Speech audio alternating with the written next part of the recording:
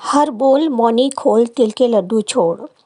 राधे राधे दोस्तों, मेरे चैनल में आप सभी का बहुत बहुत स्वागत है। दोस्तों, शास्त्रों में मौनी अमावस्या का विशेष महत्व है। इस अमावस्या के दिन स्नान और दान का बहुत महत्व होता है। इस दिन भगवान शिव और विष्णु भगवान की पूजा करने का विधान है। साथ ही इस दिन पवित्र नदी में स्नान करना बहुत ही फलदायी माना जाता है। आज मौनी अमावस्या का त्यौहार है।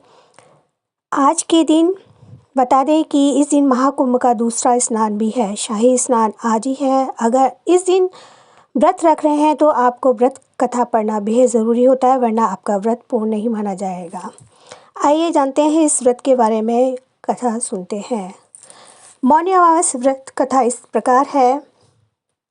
कांचीपुरी नगरी में एक देव स्वामी नाम का ब्राह्मण अपनी पत्नी धनवती और 7 पुत्र एक पुत्री के साथ रहता था।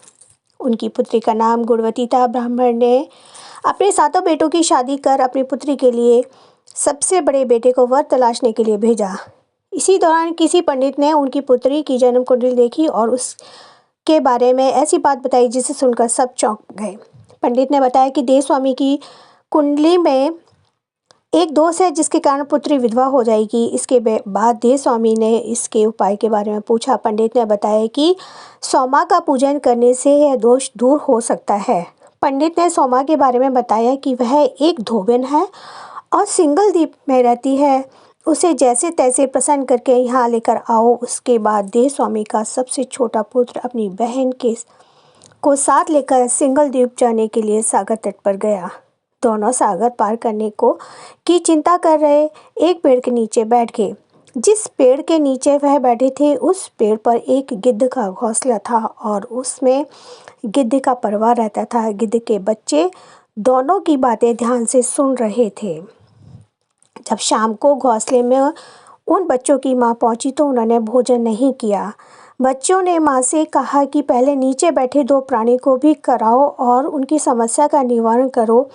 ये वचन लेने के बाद गिद्ध के बच्चों ने भोजन किया। अगले दिन गिद्ध की मदद से दोनों भाई बहनों को सिंगल द्वीप पहुंचाया दिया गया। वहाँ उन्हें सोमा का घर भी मिल गया। दोनों भाई बहनों ने सोना को प्रसन्न करने के लिए एक योजना बनाई। वे दोनों नित्य प्रातः उठकर सोमा के घर झाड़ पहुंचकर लीप देते थे। इससे हैरान होकर एक दिन सोमा ने अपनी बहू से पूछा कि घर को कौन बुहारता है, कौन लीपता पोतता है। सोमा की छूटी प्रशंसा पाने के लिए उनकी बहुओं ने कहा, हमारे अलावा यह काम कौन करता है।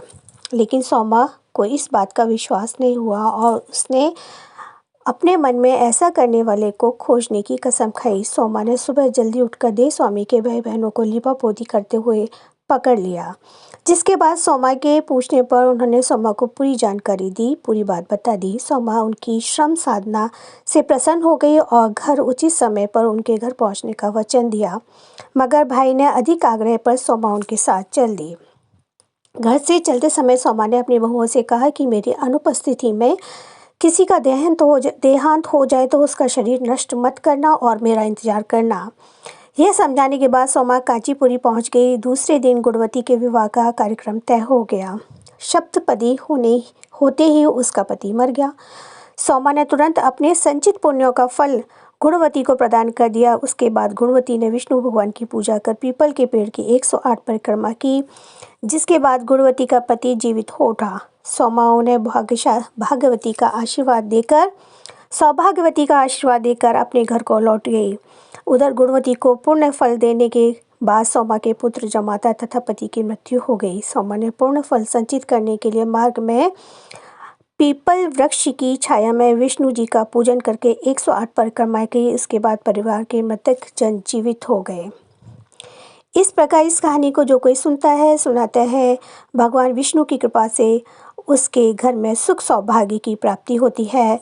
सभी का सौभाग्य अखंड रहता है। घर में धन वैभव संपदा बढ़ती है।